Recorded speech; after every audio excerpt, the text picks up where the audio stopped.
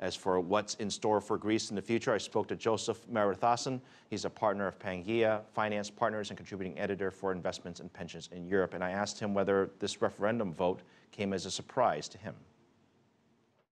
It wasn't a surprise to me, though I must admit the referendum itself was a huge surprise, and also the way it was structured in terms of both the timing and the questions. One of my close friends, a Greek professor, told me he needed, or you needed, or anyone needed a PhD in economics to understand the questions, let alone figure out how to answer it. Well, I like the way that the no was actually put first and the yes was sort of the second option. Let me ask you this. For those of us watching that don't have PhDs, but who's been following this amazing story of Greece, the deadline had passed. They defaulted to the IMF. They had this vote. They voted no.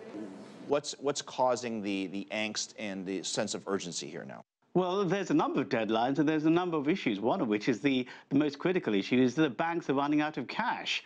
And literally, if you can't get your euros out of your cash tills, the economy will grind to a halt. And that's the most critical thing at the moment for pensioners, for mothers with the children. What are they actually going to buy food with if they have no literal money to spend, and if they can't use credit cards? And that urgency overrides anything else, quite apart from the fact that there's large payments due to the European Union, the ECB, within the next few days. So there's a whole series of both short-term and longer-term deadlines. We were told that if they voted no, that would send a signal to the rest of the European partners that essentially that would be the end of the euro.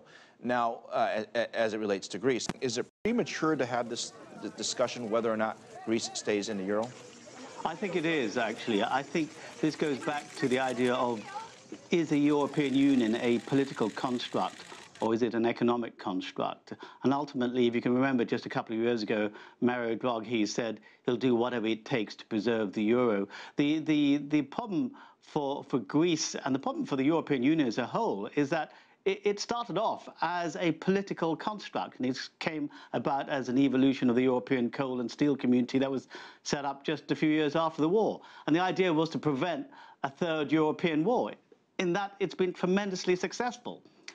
But to then go off and try and set up a common currency and a trading entity, it's been tremendously unsuccessful. And the European economy is in the doldrums, the periphery is struggling, and Germany's got a huge trade surplus at the expense of the periphery, which arguably is causing even more problems. A lot of the press are pinning the objection strictly from Germany. Now, obviously, there are other countries involved. Is it fair that perhaps Germany is being an obstructionist, I guess, to what potentially could be a positive outcome with respect to an end game?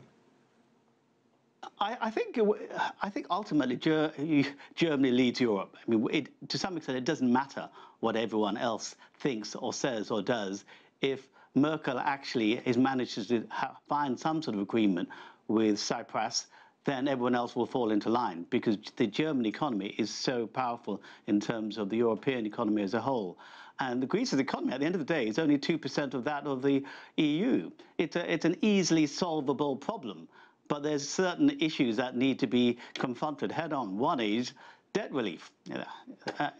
Germany has got to accept that Greece is never going to be able to pay back the debt it's taken out. Well, everyone knows that. Why pretend? That leads us to the surprise that we saw, which was they voted no, but yet the finance minister of Greece, Varoufakis, has basically stepped down. There's a new finance minister that's now in. Does that change the way you view the possibility of a potential restructuring or potential deal now with a new Greek finance minister that will be in place? Oh, absolutely, yeah.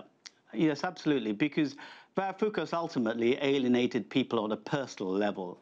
And no matter how you look at politics, it is involved people. And Varoufakis is now boasting that it's a badge of honor that everyone hates him. Well, that may well be, but you're never going to get a compromise agreement with someone like that who's grandstanding. Ultimately, he's served his purpose, I suppose, and Tsipras was wise to get rid of him.